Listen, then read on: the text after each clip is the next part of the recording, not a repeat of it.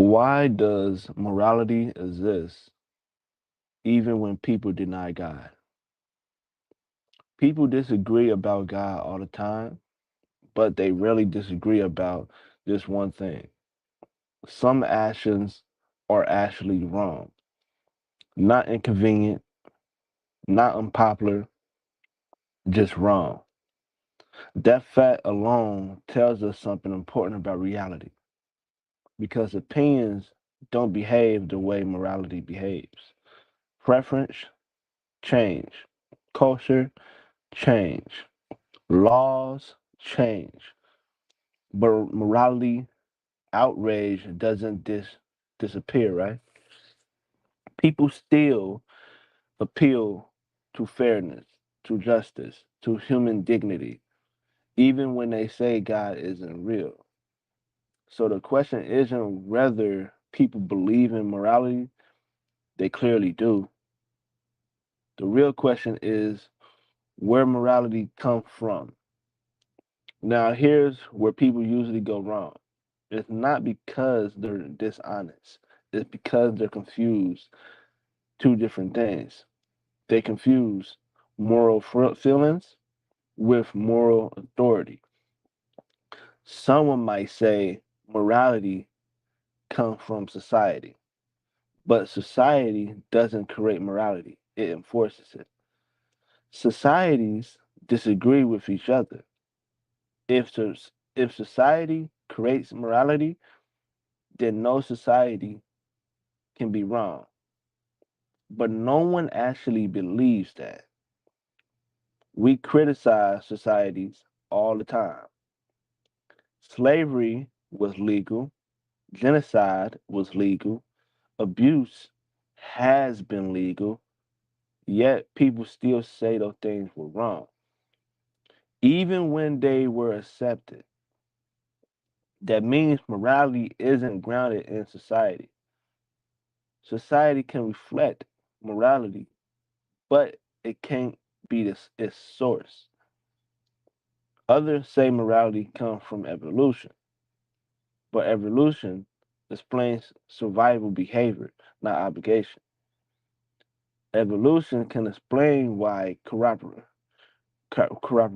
is useful. It cannot explain why you out to do what's right even when it costs you,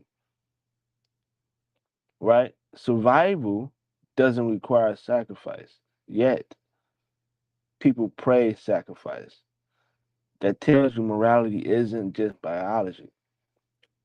Here's another common move people make, and even sounds convincing at first. They say morality is subjective. It's just a personal preference, but no one actually lives that way, right? If morality were a preference, you couldn't accuse anyone of wrongdoing. You could only say, I don't like that. But people don't respond that way. They say that shouldn't happen. That's unjust. That's evil. Those aren't preference statements. Those are authority claims. And here's the key point, right?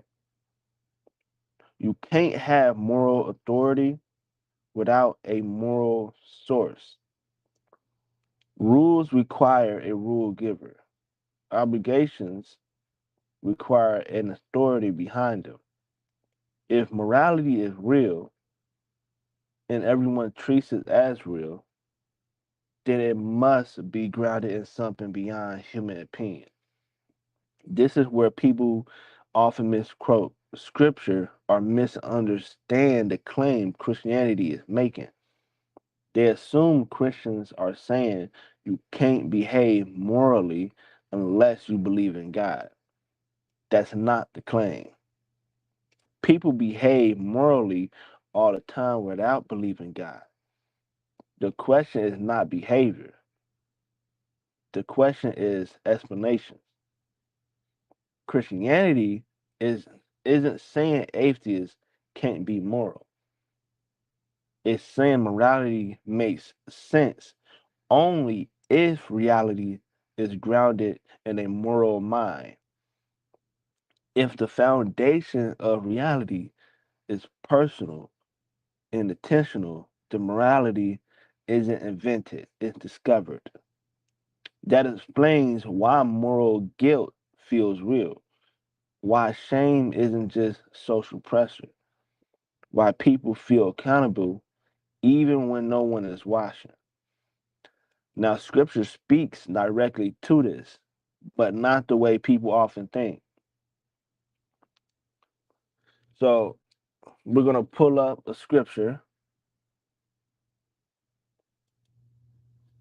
right? We're going to put up a scripture that explains why we are just moral,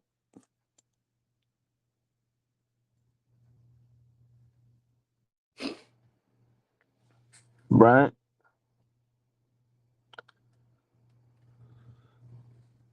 So we're going to go to Romans chapter 2, verse 14 and 15.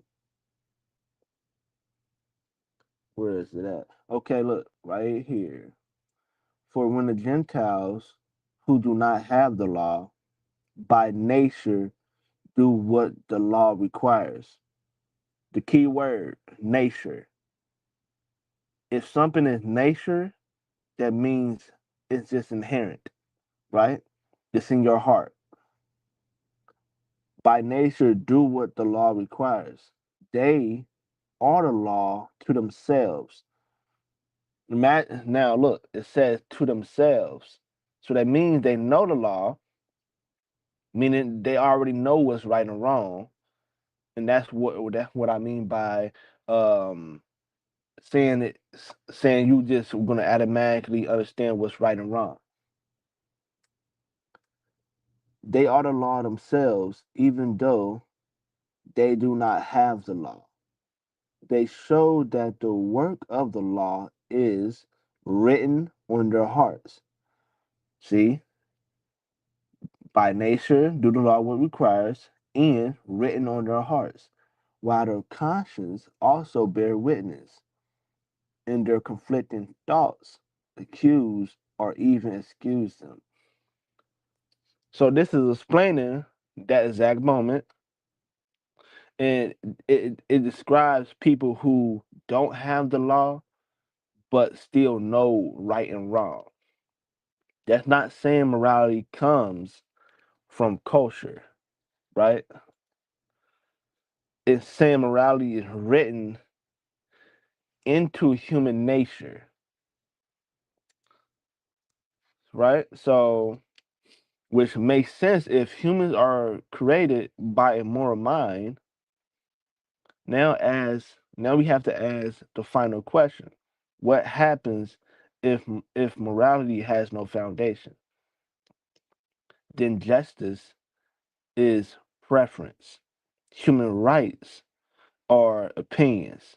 Good and evil are negotiable, but no one lives that way, or no one lives like that at all. Even those who deny God still demands justice, right? That tells you something. Morality exists whether people acknowledge God or not. The question isn't whether morality is real. The question is what makes it real. So here's the conclusion. Morality doesn't disappear when God is denied. It persists, it presses, it accuses. And the best explanation for that is not culture, not evolution, and not preference, but a moral source behind reality itself. And that leads to the next question. If morality if morality points beyond us, what does that say about the kind of reality we're living in? That's where we'll go next.